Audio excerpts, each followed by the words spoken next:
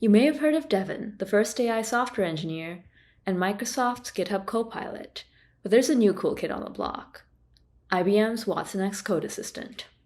watsonx Code Assistant has many features, such as code generation and completion, code explainability and documentation, write unit tests, and the best out of all, it supports 116 programming languages.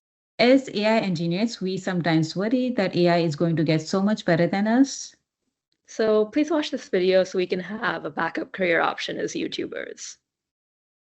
But our worries beg the question, is AI really better than me or you or any other software engineer? And what's the code quality even like? And does an assistant actually help us as developers or harm us? We're going to settle this once and for all with 3 challenges. We'll battle watsonx Code Assistant for speed, accuracy, and quality.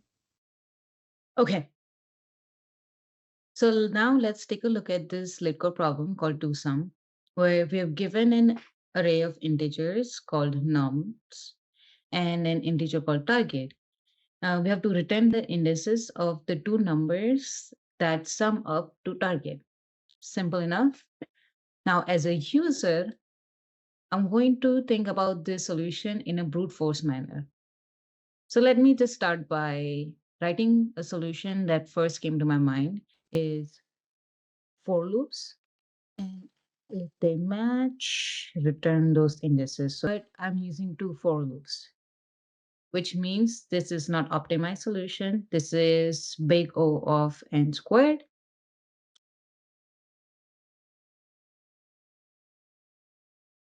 Now let me loop through this again. Even if I do loops like this, it's 2n, not n squared. We are looking for remainder. So let's hold the temporary value and let's see if this exists. Now, as you saw, I took some time to understand the problem. I took some time to think about the solution and did it in a brute force way, and then I optimized it. Okay, now let's do this toSum Leetcode problem in watsonx Code Assistant. I will just copy this problem into watsonx Code Assistant chat window here. Now I'll just add one more thing is to optimize the code.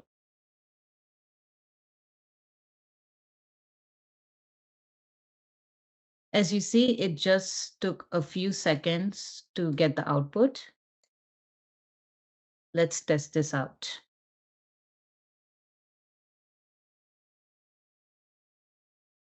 And run.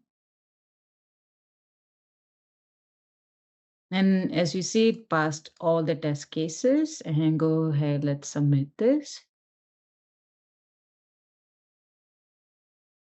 And it beats 56%, which is pretty good. So for the Leetcode challenge, watsonx Code Assistant clearly won out on speed, although what we did was on par in terms of accuracy and quality, even if it took a bit longer. However, how would watsonx Code Assistant perform for an everyday on-the-job task? Let's take a look to find out. So for level 2, the everyday endeavor, watsonx and I are going to compete on one of my day-to-day tasks. Today I've been asked to create a demo on RAG, or Retrieval Augmented Generation. And this is a fairly broad ask because there are many ways that you can make choices to set up RAG. So let's see how watsonx handles this kind of broad ask.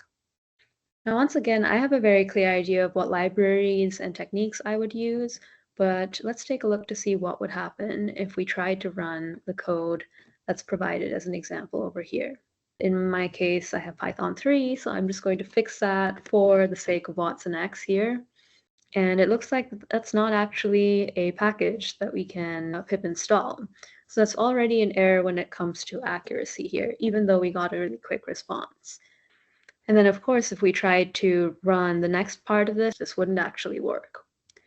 And as we read through the rest of this, it looks as though it doesn't really have a full understanding of retrieval augmented generation, all of the nuances within that type of solution. Now let's see what happens when I have this task and I carry it out myself. So I'd like to use Dockling, which is IBM's latest and greatest open source technology, which is for parsing documents, particularly with an understanding of layout of pages. And I found a great example, which I can start off with for this RAG demo. And for the document that I'm going to use, I'd like to ask questions about the Tiny Time Mixers paper, which I'm going to be providing as input. So I've gone ahead and taken the example code that's provided and put it into a notebook in Python. However, there is one piece that I'd like to change, and the large language model that's being used here is from Hugging Face, and it's a Mistral large language model. Instead, I'd like to use one of the Llama models, and I'd like to use watsonx as the source of the large language model. So in this case, I'm going to go ahead and look at the documentation from LangChain and how to set up LangChain to use the watsonx large language model. So I've gone ahead and done that and added it into the code. So I'm going to comment this piece out. And that's a small change that I've made, but I've also changed some of the parameters here, particularly the number of max tokens, the model ID that I'd like to use. And that way, I've got the solution that I want ready, but with some minor changes based on some of the choices that I want to make. So let's see how my demo works. The question that I've asked is who wrote the paper on tiny time mixers, which should be fairly straightforward. It's at the top of the document, and I'm able to get the correct list of author names, which is great. And then let's try another one, which is how long does the tiny time mixer take to run on a GPU compared to Kronos T? And we're able to get a quick answer from the demo that I've created. And yeah, this is really cool.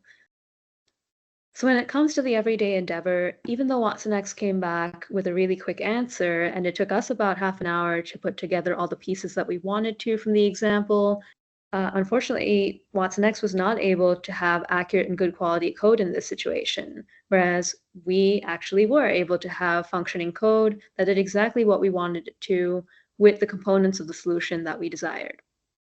The task was too broad and complex for watsonx to handle on its own. So in this case, we human AI engineers won. So far, we have seen that what's an Xcode assistant really shines when it comes to basic coding tasks and syntax, especially for challenges like Leetcode, as long as it has enough context to work with. We have also seen some ways in which we developers have an edge. So for level 3, we're thinking of shifting the lens from competition to collaboration. So in this level, we're stretching both creative and technical muscles. We have a data set from the Great American Coffee Taste Test about coffee preferences, and we've done some manipulations on them as well as some k-means clustering in R.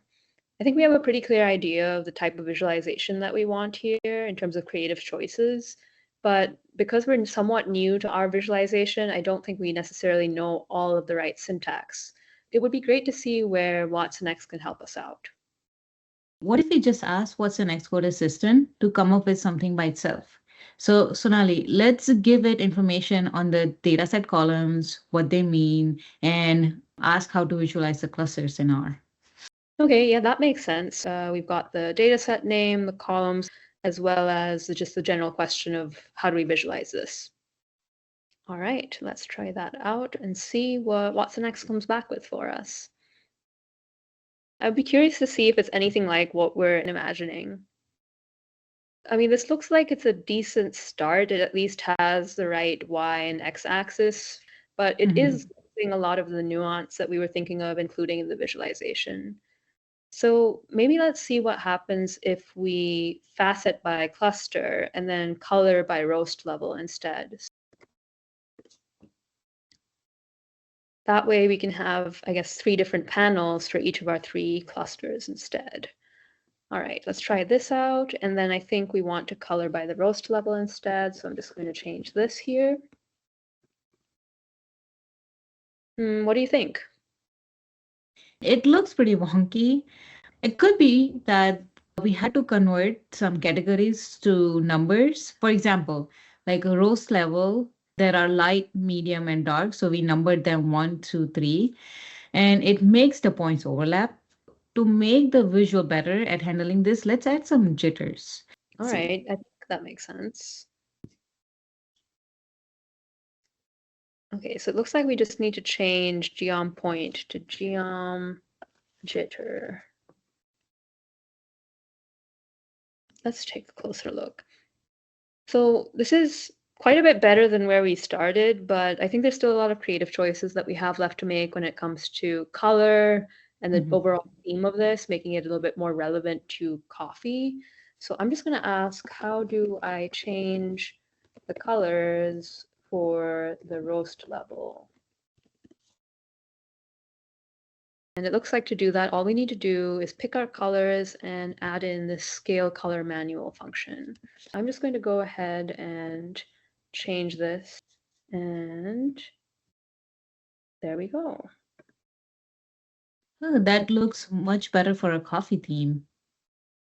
I would like a cleaner overall inbuilt theme from our library. Okay, yeah, that makes sense. I think I've seen this one called Theme Black and White before, and that's usually pretty decent, like this. Yeah, that's good. I also want to change the background color of the facet and maybe the font color. So let's ask WCA, how do I change the background color of facet labels and the font color in the facet label? Yeah. So it looks like we just need to do that using theme and the colors that we have in mind. So I'm just going to add the theme function that it suggested. Yep. So let's just go ahead and try that. And I guess we can just change the font color then to white since we have a dark background. Okay, I think there we have it. I mean, I think this visualization looks a lot better than this, which is what we started with. Wouldn't you say like it covers Mhm. pretty much all of the things that we want it to show? Yeah. And we were able to get this done pretty quickly with some of the syntax help from watsonx while still making a lot of these creative decisions ourselves. So Ritu, while you and I and the audience watching may never really be able to match the speed of watsonx Code Assistant, we still have the edge when it comes to creativity, context, intuition, and nuance. But what really forms a powerhouse team is when we collaborate with watsonx Code Assistant. So I really encourage you, the audience, to go ahead and try it out for yourself. Yep. If you found this helpful, make sure to hit that like button and subscribe for more tech content. We'll be diving deeper into AI tools, best practices, and everything in between. Also, drop a comment below which coding assistant do you use? What's an X, Copilot, or you sticking with good old human coding?